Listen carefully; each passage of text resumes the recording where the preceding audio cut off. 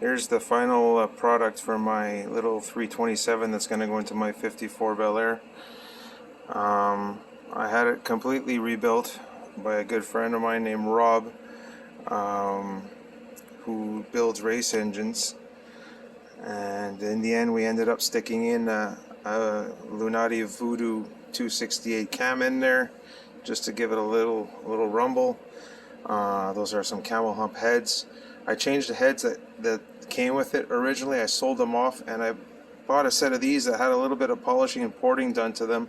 I had all new valves, new valve plates, screw-in studs. So they're in there now. Upgraded the timing set. We matched the spring set to the cam. I, right before the pandemic, ordered a nice little Brawler 750 double pump, an electric choke carburetor. Didn't want any hassle. I invested in the ICT bracket set, which really sit nice. After talking about it in the 350 forums and the small block Chevy forums on Facebook. Yeah, I saw those brackets and I really liked them, and I had to change my setup from short pump to long pump, but I think it was well worth it. Invested in the billet pulley system. I invested in Tough Stuff black alternator with a billet nose. I also opted for the Tough Stuff power steering pump. I was originally going to go with the older style one to match the motor, but I figure since we're going with a Camaro clip and all that, it'll be a lot easier with this. I just wanted something reliable after it's done, said and done. I changed the engine color. We went from orange. I decided to go on red because I kind of like the way the black and the polished aluminum and the red all tie in together. It doesn't matter what the car is going to look like. I figure have a demon under the hood, you know. Painted up my Corvette valve covers after I polished them. I kind of like that effect. It really looked nice. Invested in a MSD HEI distributor.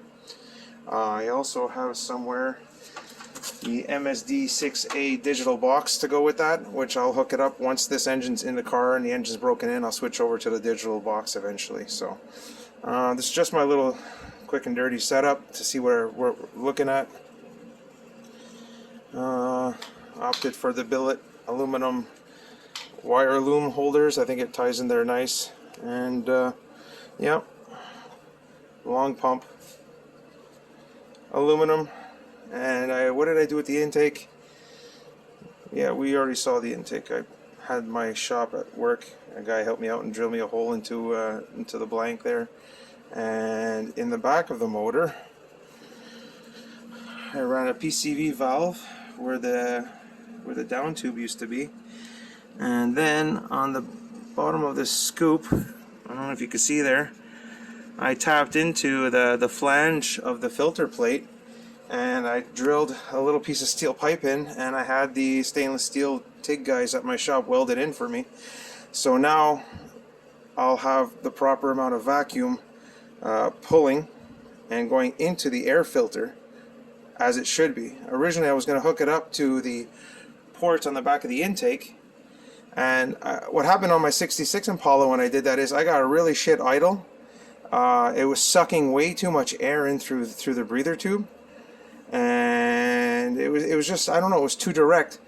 This way I find it's a little more passive. You know, you got like a 3/8 ID tube up there, or 5/16 ID tube. No, it's 3/8 ID tube I have in there, and the 3/8 ID tube is right inside the air filter bowl. So it's sucking air from all around the air filter bowl, and it's sucking from the crankcase. So you're not going to have as high of a suction as it would if it was directly onto the intake like that. So I figure, I mean, if it's good enough on the old cars to do that, and on my Impala, it was night and day after I made that change from running it from the back of the intake to the air bowl instead.